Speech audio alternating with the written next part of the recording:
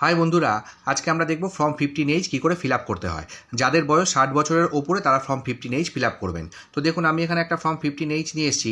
আপনাদের কাছে যে ফর্মটা থাকবে তার প্যাটার্ন অন্যরকম হতে পারে। আপনারা যখন ফর্মটা ফিল আপ করবেন তখন হেডিংগুলো ফলো করবেন। সবার প্রথমে 1 নম্বরে আছে নেম অফ অ্যাসেসি বা ডিক্লেরেন্ট। যার নামে ফিক্সড ডিপোজিট থাকবে সেই অ্যাপ্লিক্যান্ট প্রথমে নাম লিখবেন, একটু স্পেস দিয়ে টাইটেলটা লিখে দেবেন। যদি জয়েন্টলি ফিক্সড ডিপোজিট থাকে সেক্ষেত্রে যার নামটা প্রথমে থাকবে সেই অ্যাপ্লিক্যান্ট তার নাম এবং টাইটেলটা লিখবেন। তারপরে pan of the অ্যাসেসি, pan number লিখবেন, ডেট অফ বার্থ, এখানে জন্মের তারিখ লিখবেন। এরপরে প্রিভিয়াস ইয়ার, এই প্রিভিয়াস ইয়ারটা আমরা কীভাবে লিখব এটা একটু দেখে নিই। ধরুন ব্যাংকের ফিনান্সিয়াল ইয়ার শুরু হয় 1 এপ্রিল এবং শেষ হয় 31 মার্চ পরের বছর। এটা চলছে 2025, তাহলে 2025-এর ফিনান্সিয়াল ইয়ার শুরু হবে 1 এপ্রিল 2025 এবং শেষ হবে 31 মার্চ 2026। তাহলে প্রিভিয়াস ইয়ার হয়ে যাবে 2025 এবং 2026। রানিং যে বছরটা চলছে সেই বছরটা আমরা প্রিভিয়াস ইয়ার হিসেবে ধরবো এবং অ্যাসেসমেন্ট ইয়ার হয়ে যাবে 2026 2027। অ্যাসেসমেন্ট ইয়ার সবসময় প্রিভিয়াস ইয়ার থেকে 1 বছর পরে হয়। তাহলে আমরা এই হিসাবে এখানে প্রিভিয়াস ইয়ারে 2025 এবং 2026 লিখে দিলাম। আমি আপনাদের 5 বছরের একটা প্রিভিয়াস ইয়ার এবং অ্যাসেসমেন্ট ইয়ারে চার্ট বানিয়ে দিচ্ছি। আপনারা যখনই ফিল আপ করুন না কেন আমার ওই চার্টটা দেখে ফিল আপ করবেন, তাতে আপনাদের ফিল আপ করতে কোনো অসুবিধা হবে না। এরপরে 5 নম্বরে বলেছে ফ্ল্যাট ডোর ব্লক নাম্বার, যদি থাকে লিখবেন। নেম অফ প্রিমিসাস, আপনাদের বাড়ি বা অ্যাপার্টমেন্টের কোনো নাম থাকলে সেটা লিখবেন। রোড, স্ট্রিট, লেন লিখবেন। এরিয়া, লোকালিটি লিখবেন। টাউন, সিটি, ডিস্ট্রিক্ট লিখবেন। স্টেট, এখানে স্টেটটা উল্লেখ করবেন। পিন, এলাকার পিন নাম্বার লিখবেন। ইমেল, যদি থাকে এখানে একটা ইমেল আইডি লিখে দেবেন। এরপরে মোবাইল নাম্বার, অবশ্যই এখানে একটা ভ্যালিড মোবাইল নাম্বার লিখবেন। এরপরে 14 রেতে বলেছে হোয়েদার অ্যাসেস টু ট্যাক্স, মানে এখানে বলতে চাইছে আপনারা কি ইনকাম ট্যাক্স রিটার্ন জমা করেন। যদি করেন তাহলে ইয়েসে টিক করবেন, আর যদি না করেন তাহলে নোতে টিক করবেন। আর যদি ইয়েসে টিক করেন তাহলে বিতে বলা আছে লাস্ট কোন বছর আপনারা ইনকাম ট্যাক্স রিটার্ন জমা করেছেন সেই সালটা আপনাদের এখানে লিখতে হবে। আর যদি নোতে টিক করেন তাহলে এগুলো আর কিছু লেখার দরকার নেই। 15 নম্বরে বলেছে এস্টিমেটেড ইনকাম, এখানে বলতে চেয়েছে আপনারা যে ফিক্সড ডিপোজিটের জন্য এই ফর্মটা ফিল আপ করছেন তার থেকে বছরে কত টাকা ইন্টারেস্ট ইনকাম করেন সেটা আপনাদের এখানে লিখতে হবে। তো এটা আমরা কীভাবে ক্যালকুলেট করব? তো ধরুন আমি 8 লাখ টাকার একটা ফিক্সড ডিপোজিট করেছি 3 বছরের জন্য। 3 বছর পর ম্যাচুরিটি অ্যামাউন্ট পাবো 9,68,000 টাকা। তাহলে আমি 3 বছরের টোটাল কত টাকা ইন্টারেস্ট পেলাম? 9,68,000 টাকা ম্যাচুরিটি অ্যামাউন্ট মাইনাস 8 লাখ টাকা ফিক্সড ডিপোজিট অ্যামাউন্ট, 1,68,000 টাকা আমি ইন্টারেস্ট পেলাম 3 বছরে।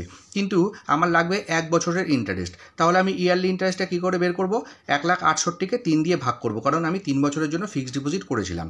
তো আমার বেরিয়ে গেল 56,000 টাকা। এইভাবে আমি বের করে এখানে 56,000 টাকা লিখলাম। আপনারা এইভাবে ক্যালকুলেট করতে পারেন। কিন্তু অনেক মানুষ আছেন যারা বছরের মাঝখানে ফিক্সড ডিপোজিট করেন, তারা কী করে ইন্টারেস্ট ক্যালকুলেট করবেন? তারা এই 1 বছরের ইন্টারেস্টটাকে 12 দিয়ে ভাগ করে 1 মাসের ইন্টারেস্ট বের করে নেবেন। এরপরে যেই কয় মাসের ইন্টারেস্ট পেয়েছেন সেই কয় মাস দিয়ে এই 1 মাসের ইন্টারেস্টটাকে গুণ করলে আপনাদের এই অ্যামাউন্টে এসে যাবে। এইভাবে আপনারা ক্যালকুলেট করতে পারেন।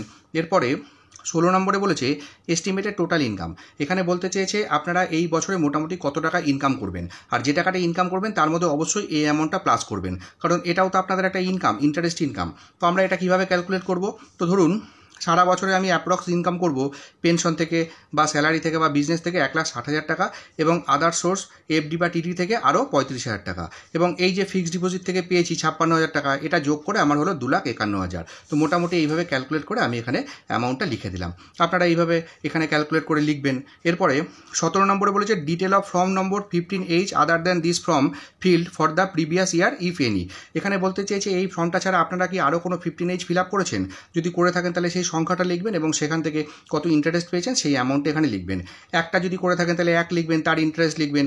যদি দুটো করে থাকেন তাহলে এখানে 2 লিখবেন এবং এই দুটো থেকে যে ইন্টারেস্ট পেয়েছেন সেই দুটো প্লাস করে যে অ্যামাউন্টটা হবে তখন সেটা আপনাদের এখানে লিখতে হবে। আর যদি একটাও না করে থাকেন তাহলে এগুলো ব্ল্যাঙ্ক ছেড়ে দেবেন।